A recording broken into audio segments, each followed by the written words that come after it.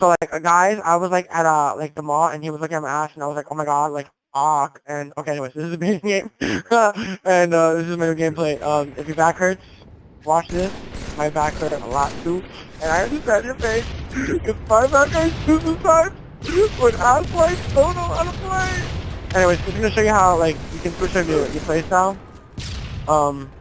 When you have idiot teammates that you know you're gonna have to carry or you're gonna have to play a lot more conservative because they keep on dying. If you notice, I'm gonna keep on pushing. I always push down low. Everyone knows that. I'm always trying to be the sneaky player and they get the bottom beat from behind me. Anyways, I want to talk about this game. If you notice, I'm gonna stay back a lot more, and I want to talk about when you feel you're playing. Well, when you feel like your teammates are gonna keep on dying and you don't want to push with them almost, pretty much. And then any other way to say it, you want to stay back and be conservative and just utilize your nades. When you do play more conservative, nades become almost a power weapon because you have to watch certain locations, and if you can make the reads or make the guesses of when they're going to be at, where they're going to be at, just like that, you know, and put yourself in good positions, you know, you can, like right here, I use a really good job of using the cover, but somehow still nading them, and I still stay alive, and I'm going to go ahead and push on flag. So I kill this guy right here, and I kill that kid too, but somehow they still cap my teammates. I don't know what they were doing. For all the haters, 5BR was pretty solid this game, and he gets a great spawn. Thank you, Bungie. Well, actually, thank you, Killer KC. That was a really good spawn. I'm really impressed with it. Congratulations. But anyway, yeah, if anyone want to talk smack about BR, BR is actually pretty solid this game. This is an old game. I hadn't want to show anyone because I go plus 22, my teammates go negative 35 combined. So yeah, I didn't want to embarrass these people, but I decided it's time to bring it out. Right here, you see, you know, so I'm playing a lot more, you know, reserves and shit. I don't know how to put it. And I saw the nades. One of those shots didn't register. I tried to 3-shot melee him. Really sucks that he didn't die. But if you notice, I saw the nades, so I was like, eventually he's gonna be coming up, and I caught him pretty good. Made a pretty good read. I just wanted to sad that one of the supposed to register. Right here, I'm gonna put a couple shots in him, and he jumps down, and I end up stinging with one of the shots. Other kid ends up cleaning me up. At least I cleaned up one kid, you know. Try to make the best of the situation.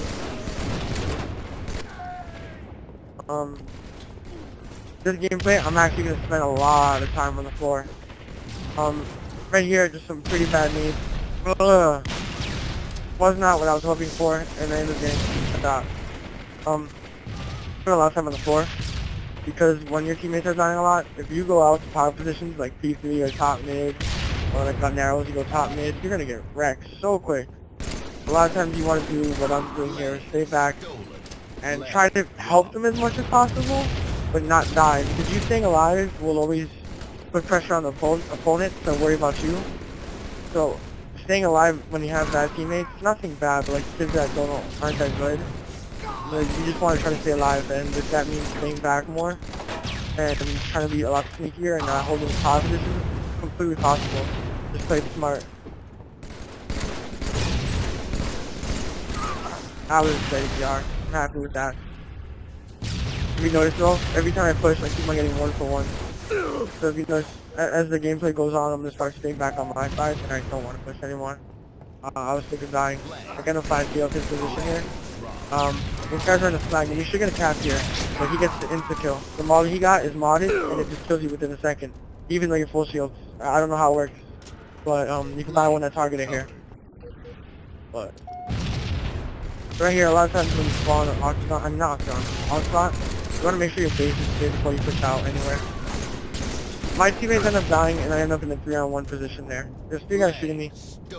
When you're in any kind of those positions, though, you want to force the 1-on-1, which means put yourself in an angle that you're not in the best position, but the other 2 guys can't shoot you, which is why I was jumping forward.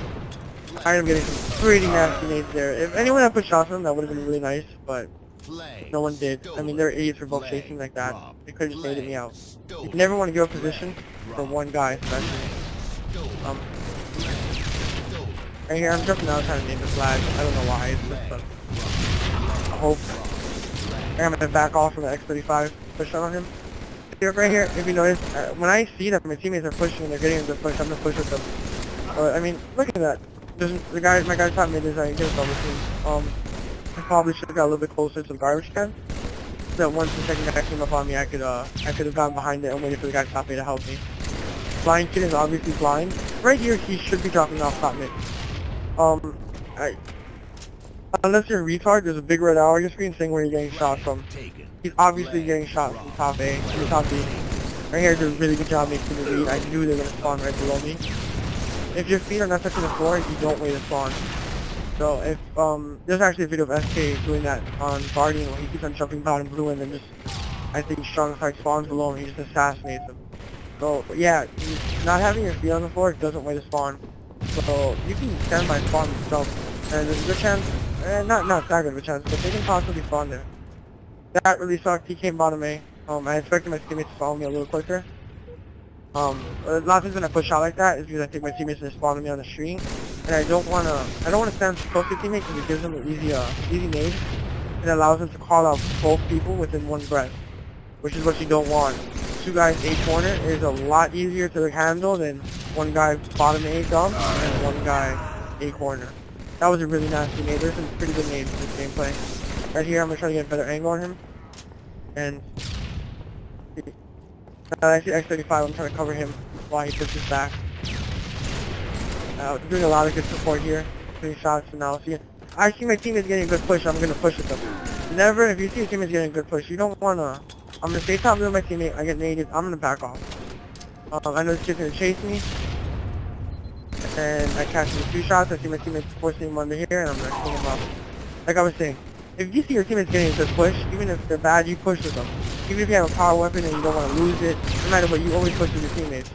But if you see that they're dying on a consistent basis, you don't push with them. Right here, what I do is really remarkable. I know he's going to double back right here, so I'm going to push farther away so that when he comes up to the assassination, I'm going to be too far away from him to kill me. I'm going to help my teammate, and then I'm going to turn around.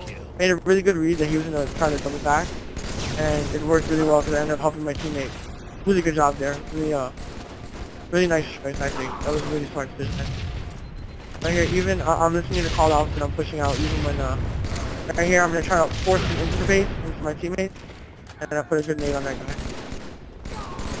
Now I know they're spawning A, and this kid gets to over, and he should have pulled the flag. There's 4 down, he's in their base, and he doesn't. Kind of pulls it a little late. That's why I mentioned later on, you're going to have to make your select button your friend.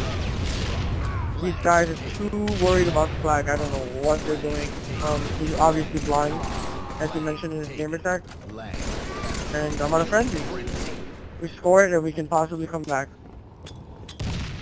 If you notice, I'm traveling on the floor a lot, simply because I'm letting my, it's a bad way to put it, but I'm letting my teammates be fodder. I know they're going to die top mid, so I'm going to let them be a really big distraction, the best distraction you can have. And then I'm going to try to clean up their kills from down low where I won't be too much of a, you know, down low isn't as bad as so many people think it is, especially in small maps. See, unlike the pit where when you look down long fall, there's only one place it could be. They can be Mauler, they can be first PR. Like, they can be eye level, but on small maps like Heretic and Onslaught and Amp, when they look in any direction, there's multiple places that they could be shot from. So they're obviously always going to look the most powerful position first, which is top. They're always going to look top A. So if you're A floor, and if you can time it, and you can push on them at the correct time when they're not looking A floor, then you can probably get a couple shots from them on spawn. And when people get shot on spawn, they're always going to be flustered. What I do here is quite good. I pretend to go A maze, and I know there's 2 guys top B above me, so I hide here and wait for them to drop me, because I know they're going to chase. And here he comes, and here he comes. Don't call him the boom. Right here I get the triple, and I get the running riot. Really good job. So you see how I baited myself, I pretended to go somewhere, and then just waited and tried to see where they were going to be at. Right here, I should be trying to go top mid. I just really had no way to get up top mid quickly. But like I was saying, if a person looks top 8, you're almost always going to get your first shot on them. That's one of the major reasons I moved to 5. Because if you can time pushing on them when they're not looking bottom 8, you're getting first shot every time. This is what you want. First shot, if you have a solid VR, means almost an auto kill. As long as you just time it correctly. So moving down on the floor isn't a bad thing as long as you can time it correctly, and 2 shots from register on this kid. I shot him 5 times, okay people? As long as you can time it correctly, moving on the floor can work really well, especially if you have teammates up top all the time. Even if they're living or dying. Alright, here I'm going to try to push him off top mid by myself in the game. nades or fail. I fail at doing what I want to do, but if you notice, I do a really good job of pushing back on the ledge. The guy bottom B can't shoot me. He doesn't have an angle on me, which is what you want to do and how you want to use your cover. Little things like that, little subtleties will really change the game. Those little switches of cover will provide you without the shot. Right here, I'm going to bait my teammate and do a really good job throwing the nade, covering his back. And now I'm going to watch the B spawn. If you notice, I see the shadow above me, so I know there's a guy top B. And I'm waiting for him to drop down courtyard, which he does. That was a pretty good lead. I'm going to position myself my back here so no one can back smack me, but the left shoulder counts as a back smack. I have another video, keep on watching guys, there's going to also be a heretic gameplay there.